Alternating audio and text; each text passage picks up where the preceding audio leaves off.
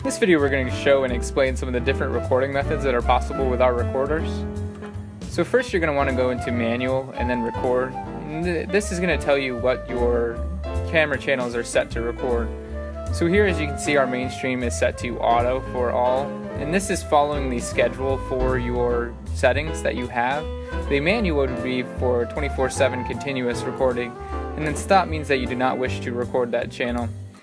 For the substream, it is set to stop for default. Here we have set it to manual because we want to have the substream recording continuously 24/7 while the mainstream is for motion activated events or to follow the recording schedule that we have set in place.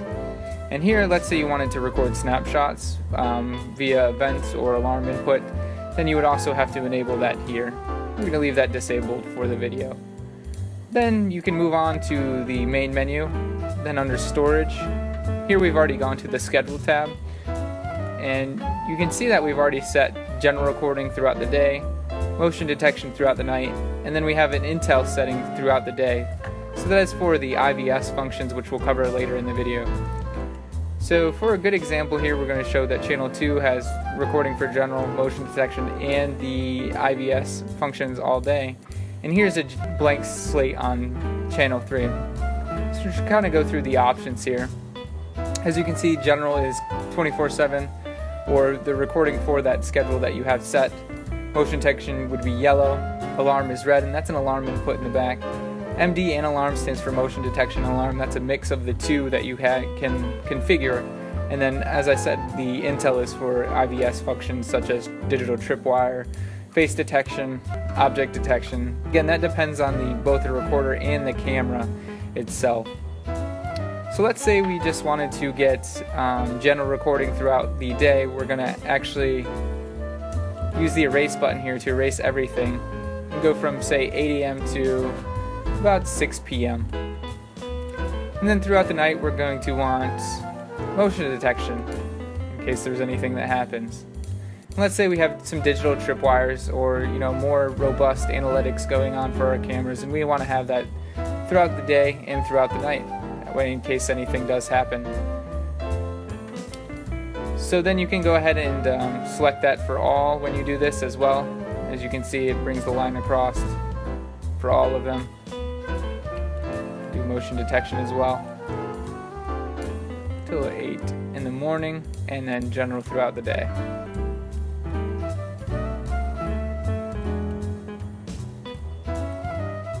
Get rid of everything else, and then general throughout the day. Or you can also do this in the table-based format here, where you can see you have certain periods for each individual setting, and you can also copy that to all the days.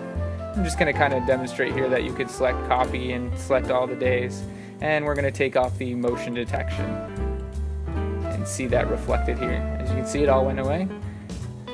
Pre-record is the amount of video in seconds that will be prepended to the video recorded for event detection such as motion detection or smart detection. This way you will see 30 seconds of what led up to the motion event. Here are the snapshot settings that you can also set, and you would generally leave this to general or motion detection, and then that also depends on your other snapshot settings, but those will be covered in another video. Keep in mind that the motion detection for these recorders and the cameras is done via the video-based motion detection. It does not use an actual sensor. It is based on the pixels changing. So here you can see we have a shipping text. So when the camera senses that movement, there are actual pixel changes on there. So let's say if you were just standing over here and flip the light switch, then any of these cameras in the warehouse would actually be triggered because they would sense that the light has changed. You can see the motion detection here is by this little icon, and that would also trigger the event to record at that moment when that icon comes up. And you can see here in the other views for our warehouse there is no motion, so it would not record on that. But to actually enable motion recording on that channel, you'd first have to go to main menu, then alarm. Then here you can see there are several tabs on the left hand side. The one for motion detection is called video detect.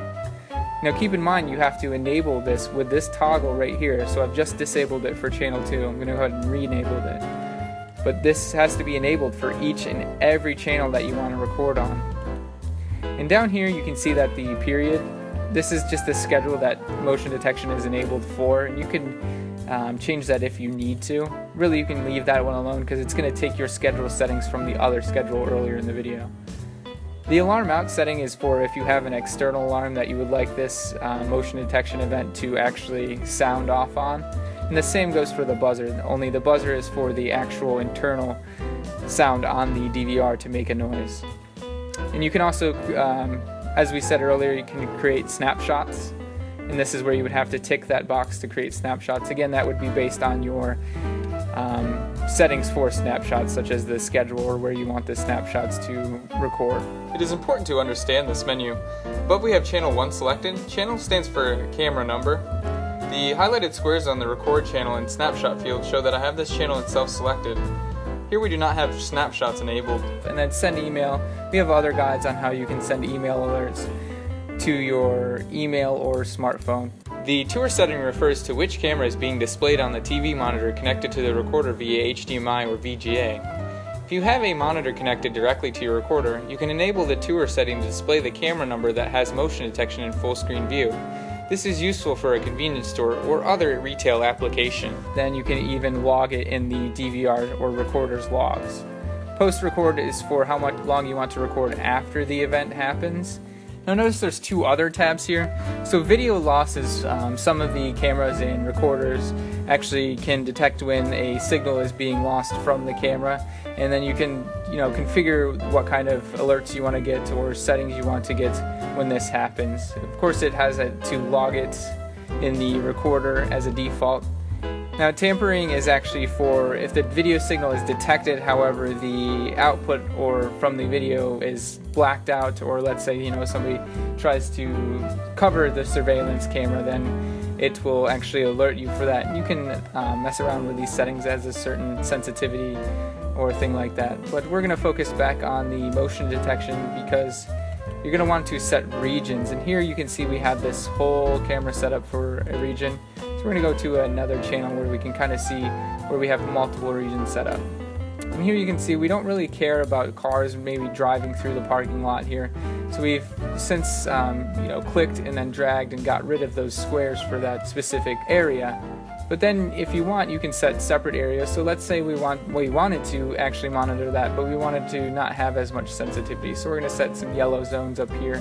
You can control how video-based motion is detected by toggling the sensitivity and threshold settings. Sensitivity refers to the amount of pixel change in each little rectangle in your region, and the threshold is the amount of rectangles that have changes happening in order for motion to be activated. But provided you have all of these region settings set up properly, you should be able to get the motion detection that you need for your specific use case.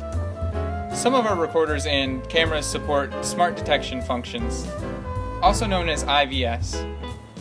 To enable this, first you're going to have to go to right-click, then Manual, then Record. You're going to want to make sure that the mainstream is set to auto on the channel that you wish to use the smart detection function on. Here we're focusing on channel 2, and we have it set to auto. You're going to want to click Apply, and then Back. To get to the IVS menu, you're going to right-click, go to Main Menu, then IVS, or Smart Detection. The first tab is the Intel setting, and we're primarily focusing on channel 2. To make sure this rule is enabled, first you're going to want to go to Smart Plan, select your channel, and make sure that this IVS button is blue. As you can see, you can disable it or enable it. Then you're going to want to click Apply, and then go up to the top left to the Intel setting, and make sure you're still on the same channel. Here we have channel 2. Now we're going to add a new rule. Here we have a tripwire rule. We can draw this rule. We're going to click here, drag it across, another click, and right click to stop drawing the rule. As you can see, we can select the direction. Here we'll have both because we want to know when somebody enters the office and also leaves the office. Click OK to create the rule. Then you're going to want to go down to the bottom right and click Apply to also apply the rule. You can also go to the trigger settings to set up a buzzer for the DVR or recorder to make an audible sound when the event happens. And then also set up post record, which is the amount of time that is appended to the end of the event when the event happens. And as you can see here in the live view, we have the rule created, and you can visibly see where that rule is for your DVR recorder to pick up an event that happens through that tripwire. Thank you for watching.